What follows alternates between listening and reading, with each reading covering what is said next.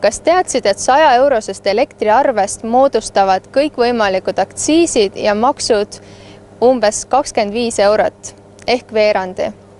Lisaks sellele võtab riik kui energiafirmade omanik endale välja ka kopsaka kasumi. Ehk teisisõnu, tegemist on kaudse maksustamisega. Sel aastal on korduvalt hoiatatud, et elektri hind võib eelseisval talvel märkimisväärse hüppe teha, lausa kolmandiku.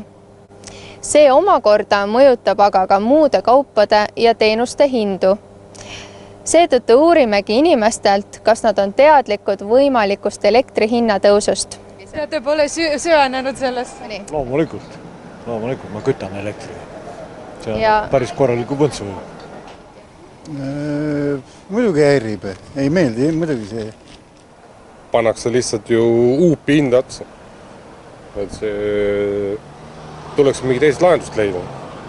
Mitte ainult maa sees seda saad kaevandada ja ahju põletada. Tuleks, ma ei tea, alternatiive.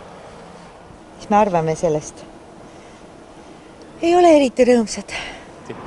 Kurb on, aga kas ma tunnen teistele kaasas? See kahju. See paneb põntsu pensionäärid. Hea küsimus. Kuulen esimest korda.